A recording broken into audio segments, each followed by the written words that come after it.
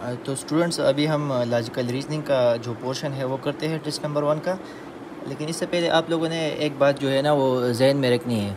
वो बात यह है कि लॉजिकल रीजनिंग जो है आपके टेस्ट का जो है एक अहम पोर्शन है। इसके 9 मार्क्स हैं और ये इतना मुश्किल नहीं है, लेकिन आप लोगों ने इसको टाइम ज़रूर देना है, ठीक है। तो हमारे पास जो सबसे पहला MCQ है वो है कि what comes next in the following series, ठीक है। तो इसमें हमारे पास जो नंबर्स गिवन है वो कुछ इस तरह से है, ठीक है।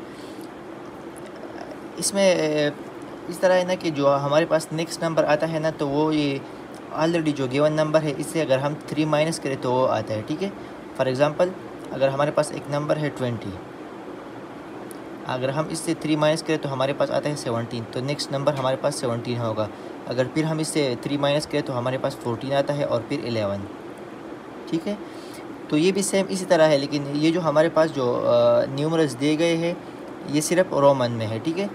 और हमारे पास जो 14 है रोमन में, तो वो लिखा जाता है XIV के फॉर्म में। तो हमारे पास इसमें जो राइट आंसर है वो है XIV।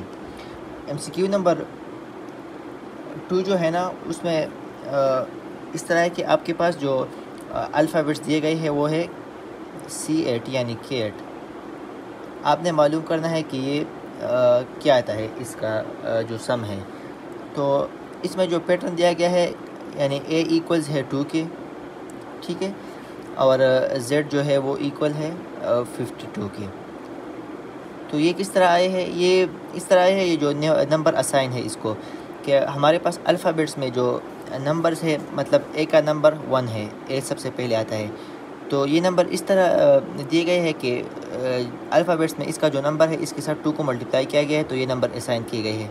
For example 1 multiply by 2 तो 2, तो A का नंबर क्या है 2 है। इस तरह अगर हम Z को देखें तो Z अल्फ़ाबेट्स के आखिर में आता है और इसका जो नंबर है वो 26 है। लेकिन अगर हम इससे 2 मल्टीप्लाई करें तो हमारे पास आता है 52। अगर हम इस पैटर्न पर जाए तो हमारे पास जो C है वो तीसरे नंबर पर आता है, और अगर हम इससे 3 को मल्टीप्लाई करें तो ये 6 आता है। A जो है वो पहले नंबर पर आता है, और अगर हम इससे 2 को मल्टीप्लाई करें तो वो 2 आता है। इसी तरह अगर हम T देखें तो इसका जो है वो नंबर 20 है, और अगर हम 20 के साथ 2 मल्टीप्लाई करें तो हमारे पास 40 आता है, ठीक है। अब अगर हम इस तमाम नंबर का सम ले लें तो हमारे पास आता है 48। तो MCQ नंबर 2 में जो राइट ऑप्शन है वो है 48। अब आते हैं हम अपने MCQ नंबर 3 की तरफ, ठीक है। MCQ नंबर 3 हमारे पास है कि what should come in next in the series, ठीक है। तो इसमें ये मुश्किल नहीं है, लेकिन इसमें डिजिट्स थोड़े ज़्यादा है। फॉर एग्ज़ाम्पल हमारे पास जो पहला डिजिट है वो है 9Z20, दूसरा है 11A18, इसके साथ है 13Y16, फिर है 15B14, और इसके बाद जो नंबर है उसको मालूम करना है। तो आपने सिर्फ पैटर्न को जानना है कि नेक्स्ट नंबर किस तरह आता है, फिर बाकी आसान है। तो अगर हम इसके साथ इस नंबर को टैली करें तो हमारे पास जो पहला नंबर है यानी 9 जो है, इसके बाद 11, फिर 13, फिर 15, ठीक है। तो इसका मतलब यह है कि जो पहला कोएफिशिएंट है वो 2 ऐड करने से आता है। तो यहाँ पर अगर हम 15 के साथ 2 को ऐड करें तो वो हमारे पास आता है 17, ठीक है। अब हम चलते हैं जो आखिरी नंबर है इसकी तरफ। यहाँ पर 20 है, फिर 18 है, फिर 16 और फिर 14। इसका मतलब जो आखिरी डिजिट है वो आता है 2 माइनस करने से। तो ये हमारे पास हो जाएगा 14 माइनस 2 12 हो जाएगा, ठीक है। अब बाकी रह गया एक अल्फ़ाबेट। तो अगर हम देखें तो अल्फ़ाबेट का पैटर्न कुछ इस तरह है कि पहले हम इसके साथ जो इसके बाद मतलब अल्फ़ाबेट आता है यानी A के बाद B आता है, तो पहले हम B लगाएंगे, फिर इससे जो पहला अल्फ़ाबेट आता है हम O लगाएंगे। फॉर एग्ज़ाम्पल Z पर जो है अल्फ़ाबेट्स ख़त्म होते हैं तो फिर स्टार्ट A से होता है, तो Z के बाद A, ठीक है। A के बाद फिर वापस उलट दिया गया है, यानी Z से पहले जो है वो क्या है Y है, ठीक है। अब अगर नेक्स्ट अल्फ़ाबेट आएगा तो वो किस तरह आएगा, वो जो A के बाद आएगा हम इससे इसको निकालेंगे, फिर इसके बाद जो नंबर आएगा वो इसके मुताबिक आएगा, ठीक है। तो ए का तो बी के साथ आ गया। अब वाई से पहले जो अल्फ़ाबेट है वो हमारे पास है एक्स, ठीक है। तो हमारे पास इसका जो आंसर है वो है 17x12। फिर आते हैं MCQ नंबर 4 की तरफ। MCQ नंबर 4 है व्हाट शुड कम नेक्स्ट। ये भी इसी तरह सीरीज़ का एक क्वेश्चन है। तो इस पे हमारे पास जो डिजिट्स है वो है x, x+1, x+4 और फिर डैश। तो अगर हम देखें तो इसमें हमारे पास जो नेक्स्ट नंबर है वो है x के साथ जो ऑड नंबर है उसको ऐड करने से, ठीक है। तो पहले हमारे पास x है, इसके साथ अगर हम 1 को ऐड करें तो x+1 आता है।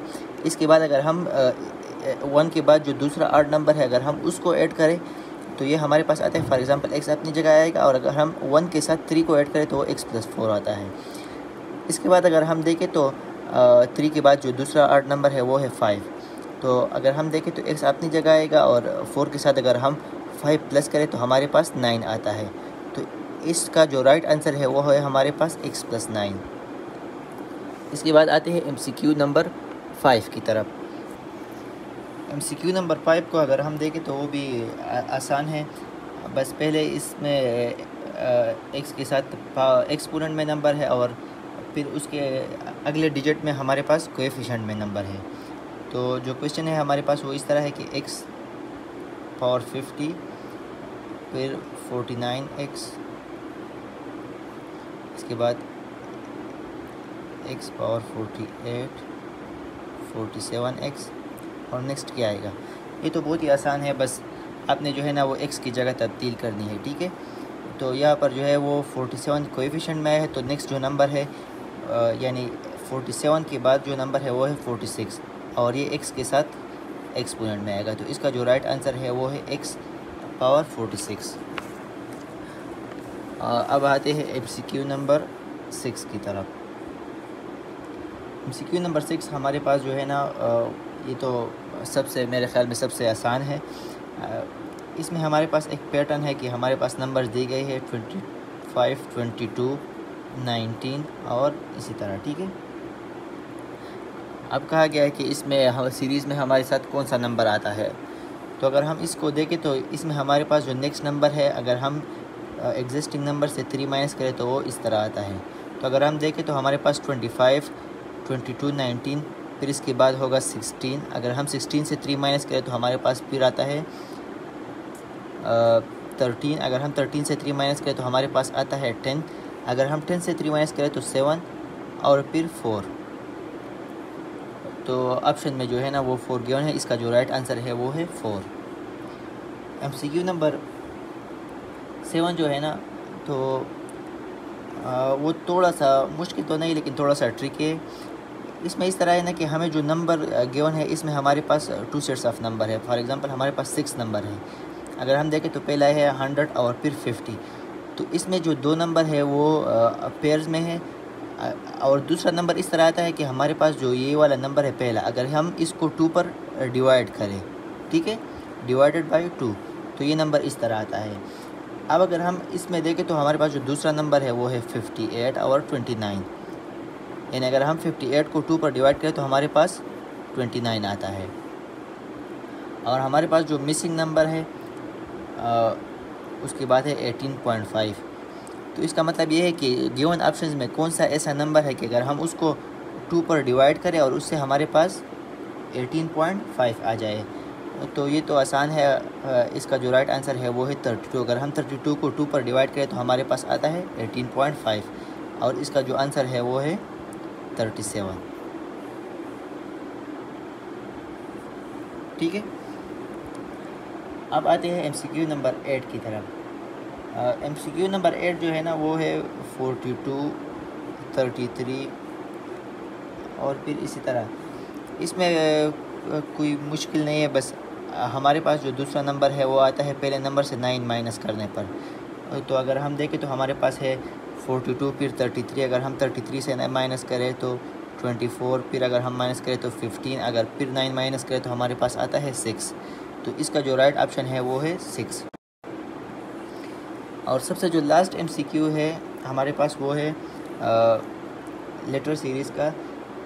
इसमें है हमारे पास BC, फिर दरमियान में जो है वो गैप दिया गया है, फिर है एफ जी, फिर गैप है, फिर है आई जे के एल, फिर दरमियान में गैप है, और आखिर में हमारे पास है T U V W X and Y. ठीक है, तो इसमें इस तरह है ना कि अगर हम दूसरे नंबर पर जाते हैं तो सबसे पहले तो यह है कि एक अल्फ़ाबेट ज़्यादा होते हैं। फॉर एग्ज़ाम्पल यहाँ पर 2 है, फिर यहाँ पर 3 होगा, यहाँ पर 4, इसके बाद जो नेक्स्ट होगा 5 फिर 6। ठीक है, और दूसरी बात यह है कि अगर जब हम नेक्स्ट नंबर की तरफ जाते हैं तो दरमियान में जो है ना वो एक अल्फ़ाबेट स्किप करते हैं। फॉर एग्ज़ाम्पल यहाँ पर डी को स्किप किया गया है, यहाँ पर एच।